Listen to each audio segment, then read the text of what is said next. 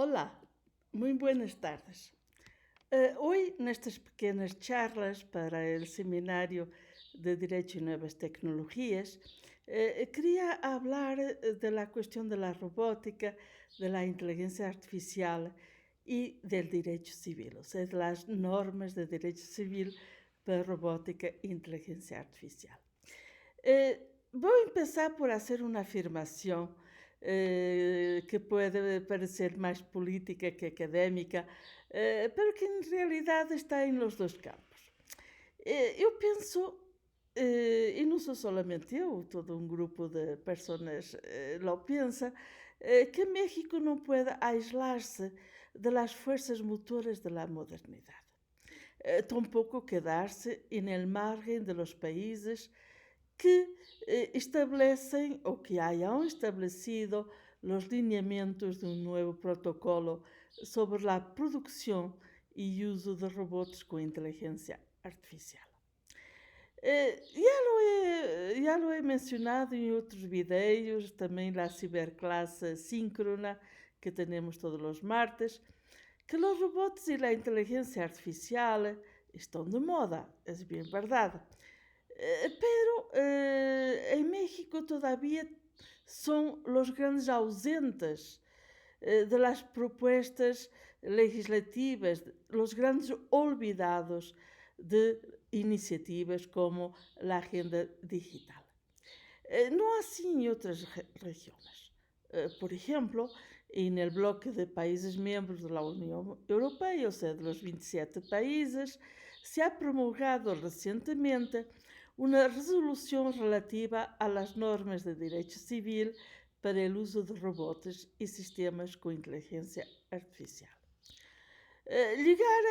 a un entendimiento internacional sobre el desarrollo de estos campos y las vías para jurisdificar su producción y uso y, de paso, anticiparse a sus impactos económicos y sociales,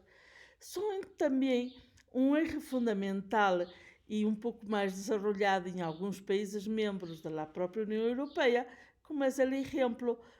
de França, com o atual governo, o atual executivo do presidente Macron.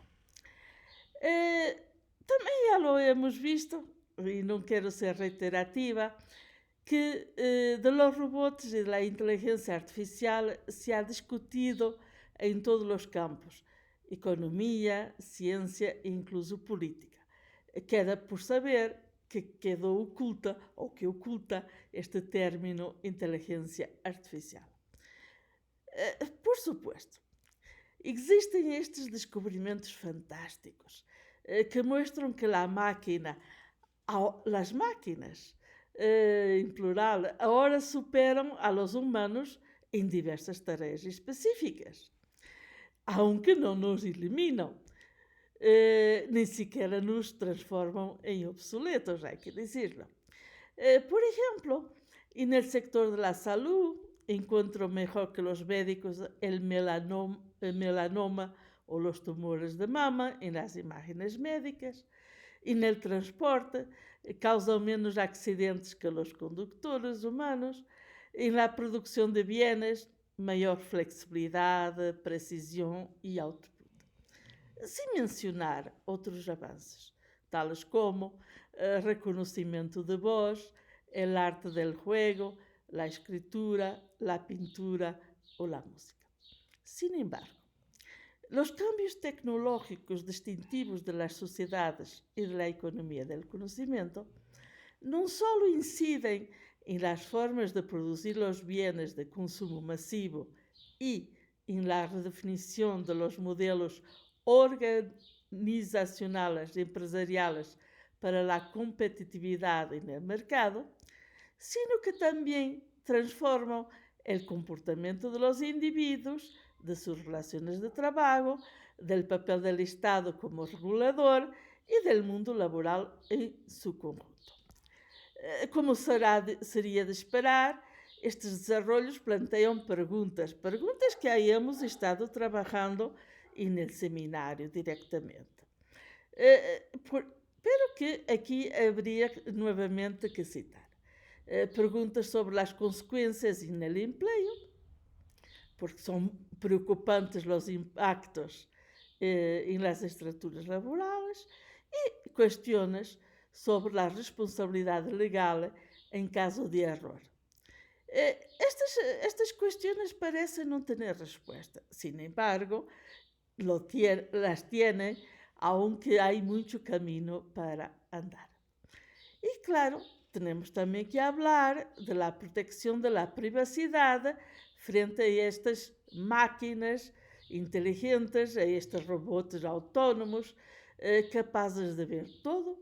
de escuchar todo, de predecir todo o casi todo,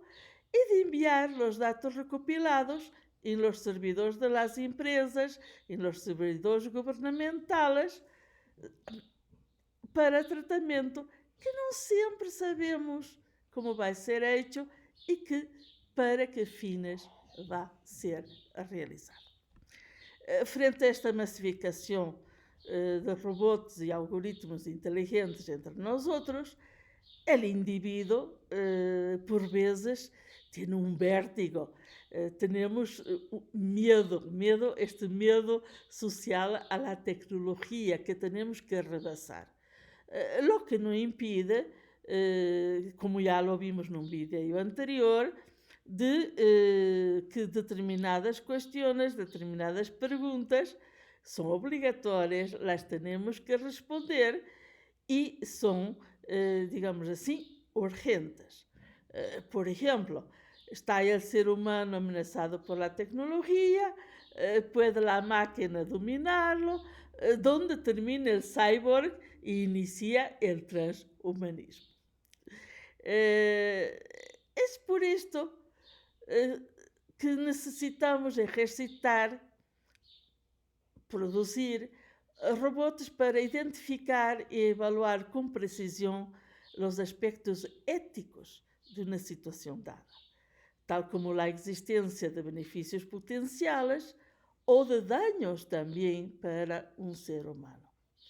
Em consequência, necessitamos inculcar em las máquinas, a través del software, del diseño de las instrucciones, el deber de actuar de maneira apropriada, es decir, maximizar estes benefícios e minimizar os daños. Que é urgente colocar questões éticas que tendrão que estar transcritas en el código de las máquinas, sino que también es urgente diseñar una arquitectura jurídica que encuadre los complejos problemas de la responsabilidad. Esto, como es evidente, pasa por una reflexión sobre la cuestión general de la personalidad jurídica de los robots con inteligencia artificial, o sea, de este nuevo concepto de persona electrónica. E por propostas concretas de justificação, já vimos em seminários anteriores a proposta de Sagan e de Singer, ou de ampliação do conceito de persona, como em la tese de doutorado de Alexandro Maia. Ahora bien, se a tarefa que temos delante é urgente e clara em seu objetivo, la definición de un estatuto jurídico para los robots con inteligencia artificial, lo mismo no podemos decir de los caminos y los medios para llegar a ello. Tal como Johanna Gaitas lo observó, la persistencia del mito de una adaptación, ampliación o extensión de conceptos e institutos legales a los nuevos contextos tecnológicos dominados por la presencia masiva de robots, de máquinas con inteligencia artificial en todos los ámbitos del cotidiano, es extraordinariamente contraproducente. Pero tenemos la necesidad de responder jurídicamente a estes retos. Por eso, la producción de un nuevo campo del derecho llamado Derecho de la Robótica, Law of Robotics, como campo autónomo, tal como a finales del siglo XIX, frente a otro avance tecnológico, se autonomizó el derecho a la intimidad y a la privacidad. Ahora, y esta es una opinión que comparto con la citada autora Gaitas, siguiendo el camino doctrinal abierto por Ryan, Caló, por Anders Sandberg y otros, estamos, lo podemos afirmar,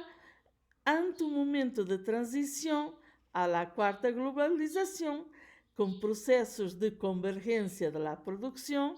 y bajo fuerzas globalizadoras y globalizantes entre diversas culturas jurídicas, en particular entre el common law y nuestra tradición romano-germánica. Pero, para allá destas fuerzas motoras, tenemos un potencial eje de ruptura de la arquitectura jurídica de una sociedad que ya no estará compuesta solamente por humanos y en que la frontera entre el humano y las máquinas será difusa y en que hasta en las propias estructuras de producción y de redacción de los corpori iura, de impartición de justicia, de seguridad pública y de prevención del delito, veremos cada vez más con frecuencia la presencia de máquinas inteligentes y el uso de algoritmos inteligentes. Así que, o atacamos de frente las cuestiones ético-jurídicas colocadas por los robots, con inteligencia artificial y los algoritmos inteligentes, o entraremos en una espiral de crisis que nos rebasará. Sin embargo, hay que tener presente que es de especial relevancia desarrollar dos subcampos, esto también ya lo enfatizamos en sesiones de seminarios anteriores, dentro del propio derecho de la robótica. Un subcampo dedicado a la cuestión de la responsabilidad en derecho civil, que proteja a los humanos, pero enfatiza las ventajas de las aplicaciones civiles de los robots autónomos, y un otro subcampo que se debe ocupar del uso militar y en actividades de seguridad de máquinas autónomas.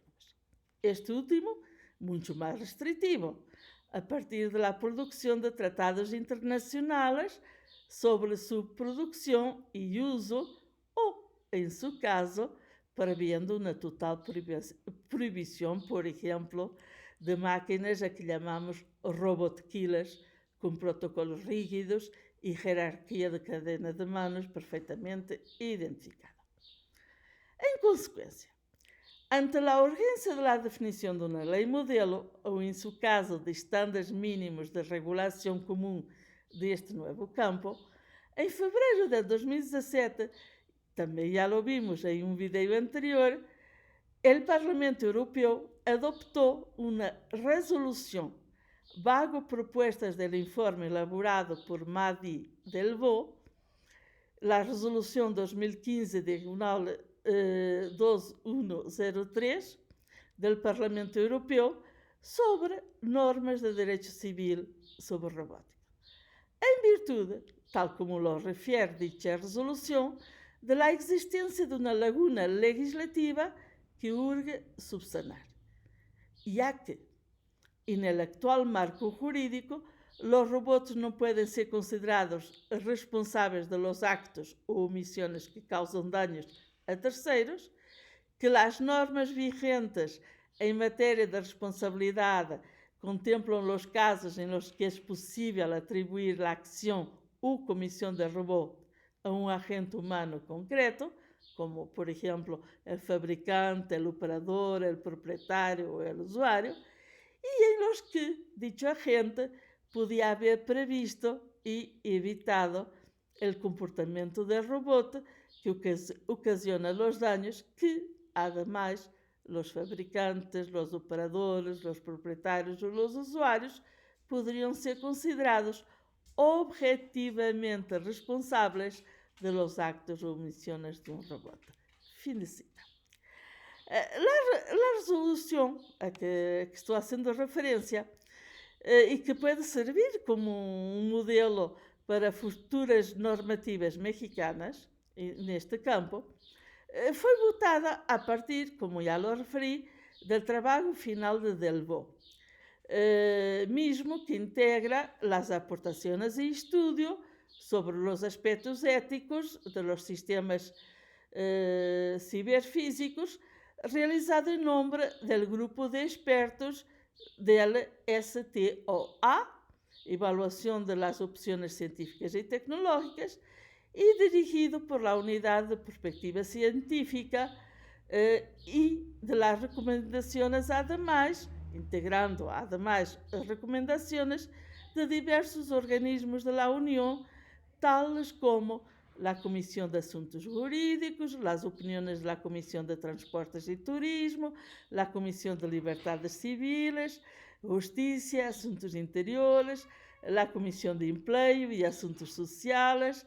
la Comisión de Medio Ambiente, Salud Pública, Seguridad Alimentaria, Comisión de Industria, Investigación y Energía y de la Comisión de Mercado Interior y Protección del Consumidor. Esto nos da una lista, digamos así, de los campos transversales que tienen que intervenir en la elaboración de iniciativas legislativas que vão normar estes campos. E que pode ser, digamos assim, uma lista de referência para os legisladores em México. Em particular, sobre este listado que acabo de enumerar relativo a la elaboración de la resolución de la Unión Europea, resalto las propuestas elaboradas por Mayer, de la Comisión de Transportes y Turismo, y por Boni, de la Comisión de Libertades Civiles, Justicia y Asuntos del Interior.